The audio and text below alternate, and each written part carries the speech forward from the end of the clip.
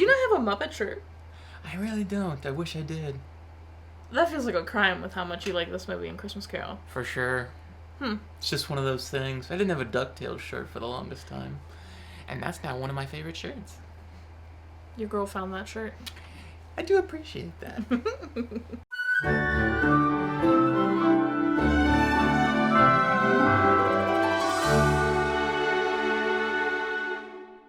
Welcome back to Every Disney Movie Ever. It is officially Celebration Week. The week of guest gets to start out with my brother, Erik.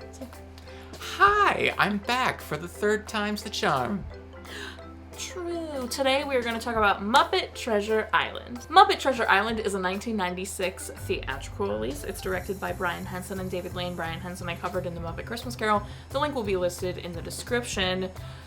David Lane is best known for the Superman movies and Captain Scarlet. John Fenner did the cinematography, Michael Jablow did editing, and Hans Zimmer did music. All have been covered in previous videos. The link will be in the description. The music and lyrics are by Barry Mann and Cynthia Whale. Jerry Jewell, Kirk R. Thatcher, and James V. Hart all did the writing. Jewel was covered in a previous video on the Muppet Christmas Carol. Link will be in the description. Kirk R. Thatcher is best known for Star Trek IV, Return of the Jedi, Muppets Tonight, and RoboCop 2. James V. Hart was known for August Rush, Bram Stoker's Dracula, Hook, and this. Muppet Treasure Island is based off a book called Treasure Island by Robert Louis Stevenson, released in 1883. Shall we compare?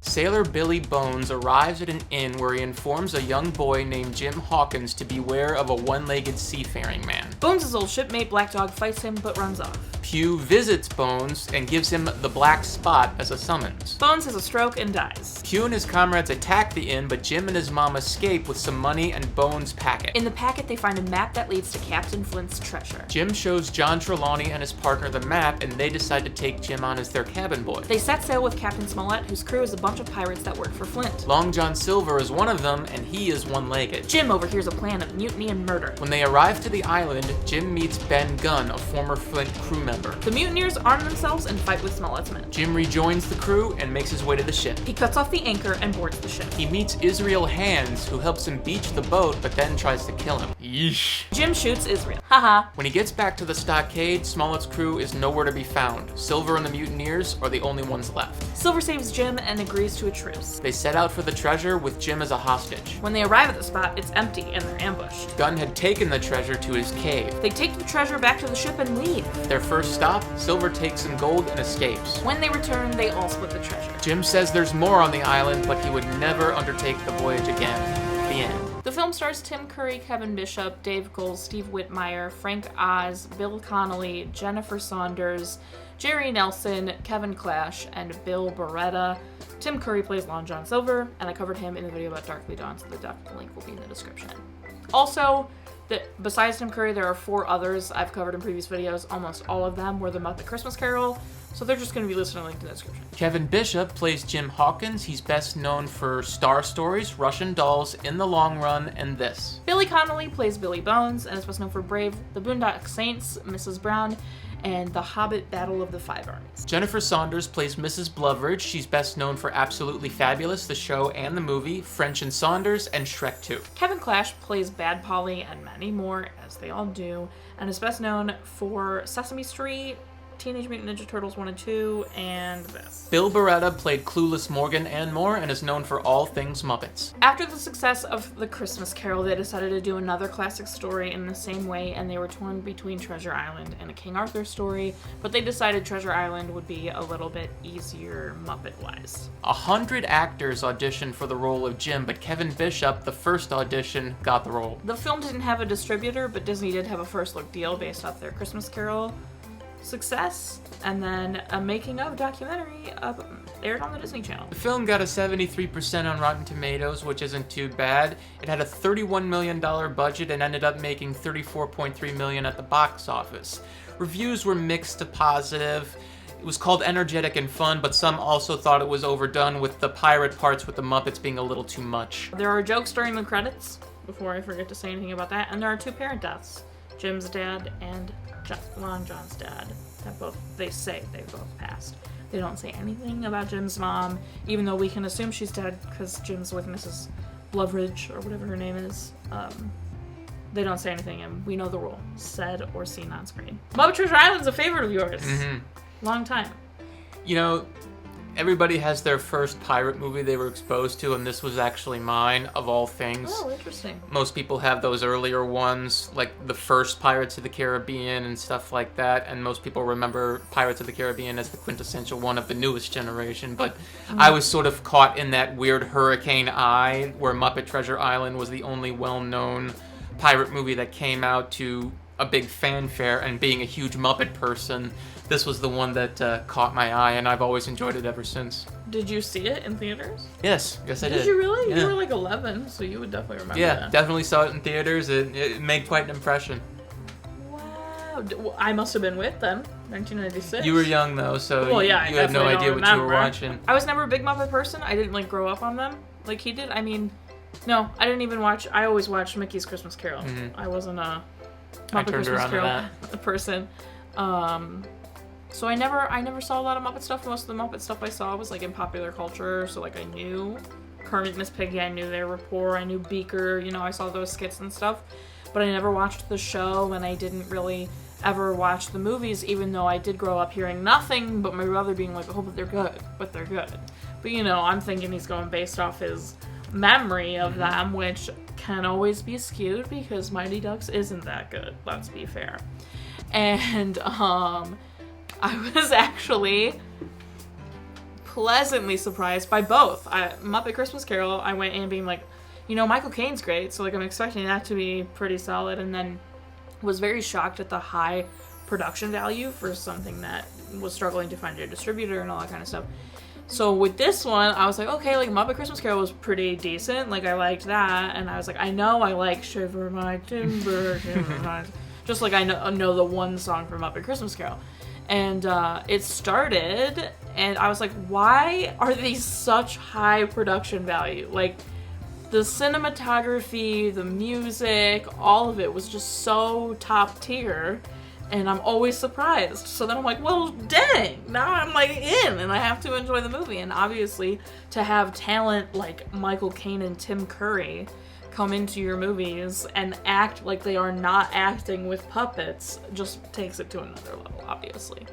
And that's always been a classic, you know, thing with Muppet movies. You always get these cameos out of nowhere, like, oh my god, this is a really, really famous person, and they're playing it off like they totally should be part of this movie, and it's totally normal. Richard Pryor, Steve Martin, Charles Grodin, the list goes on, and, you know, these two movies that you just mentioned were no different. Tim Curry, of course, being the biggest one. Well, Michael Caine is super famous. Well, for Muppet Christmas Carol, I'm talking about Treasure Island. Yeah, Treasure Island, for sure. So many fourth wall breaks and jokes in this movie actually had me laughing, and that's hard to do. I don't normally laugh at, like, obviously I laugh. I'm like, okay. But this one, I was, like, genuinely surprised by a lot of the jokes and how clever or funny they were. Like, I hate my life. I hate your life too. Or the fourth wall breaks with, like, he died? And this is supposed to be a kid's movie. It was so good. And we saved them. Well, it was too late to save the movie. Or if you look to your right, you'll see the famous jungle set from the famous Muppet Treasure Island. Like, there are so many fourth wall breaks that are so prime, and they're just fun. Like, they're just funny. There are really funny jokes. Hose Nose. It's a movie that acts like it's very self-aware. It doesn't take itself too seriously, which is what you want from a good, you know, family movie. It's good for adults and it's good for children in that way. And that's one thing that's always been great about the Muppets. Yeah, the fact they have no idea what Gonzo is, so every time he's like a rat, a boy, and whatever Gonzo, like, that's so good. And then Tim Curry being like, this is my only number, and, like, you know, like, being so self-aware like that is just so good. It makes the movie have this clever sense of humor, which a nice charm to it. Yeah, if we know me, we know I like smart humor and not dumb slapstick humor. I'm much more into the let's break the fourth wall and, like, make you very aware, or like Henry Kissinger's Diplomacy. Like, that's funny.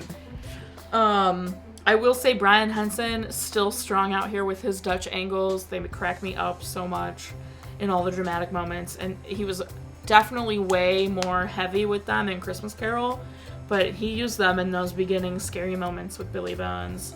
Lots of intense angles. They've definitely lost their popularity, that's for sure. But I'm out here, Brian Henson. You got me. It's high production quality, whatever. I'm here for your little Cabin Fever. The most bizarre song and most out of place song. I love how they interjected Swedish Chef. Not bad for an amphibian. And his tattoo of Piggy. Benjamina. My mistake. Miss Piggy. But well, Kermit and Piggy are always great. And all of Kermit's faces. Smalley instead of Kermy. I know. I love that so much. She's still got to make it a nickname. But it can't be. It always has to end Can't in be E. Smalley. It's going Kermit, Smalley. It's cute. Him too? Yeah, that was good. That's a nice adult joke for the adults. I see you have boom boom sticks. Bye-bye. My name is Spam. There's so many good ones. What do you love most about it?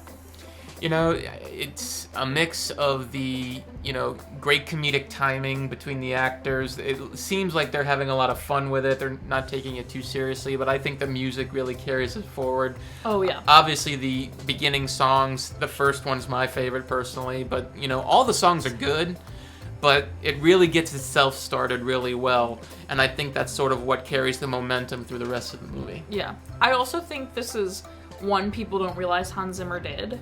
And I will say, he didn't even know Hans Zimmer did the score. I will definitely, a weak point of the film, I will say, is the first song is the best. And that's obviously opinion-based. But, I mean, it's the best.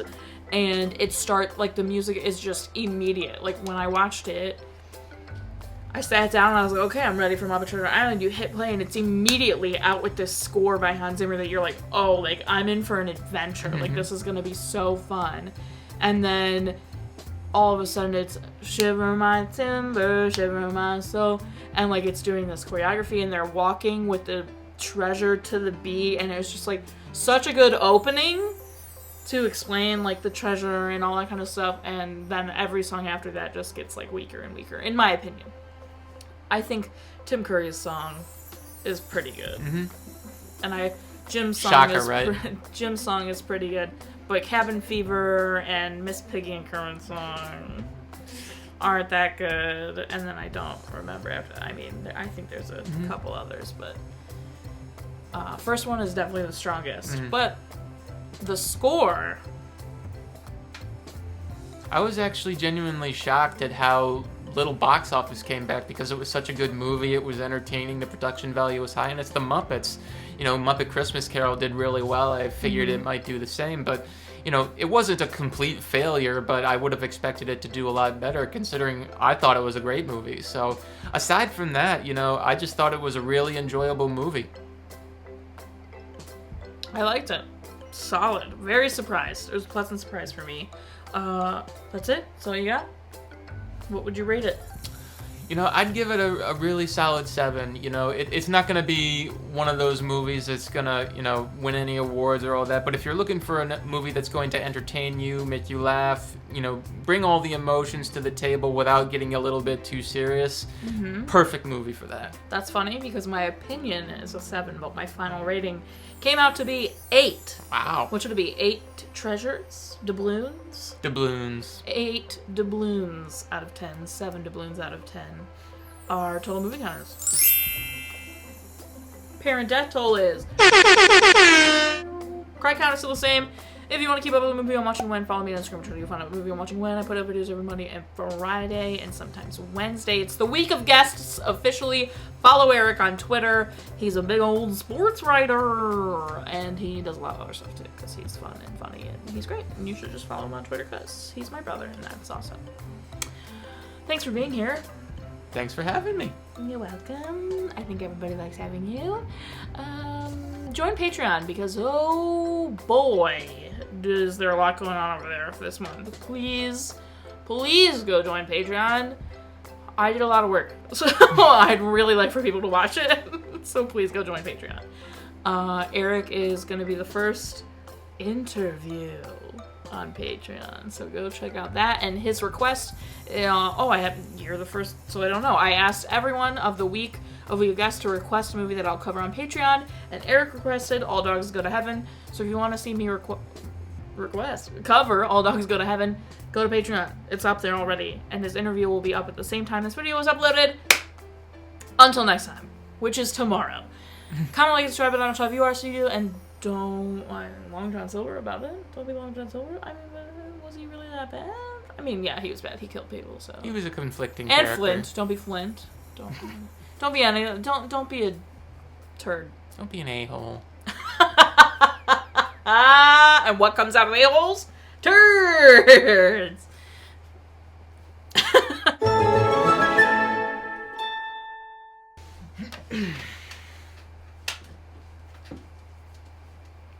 I'm back, bitches.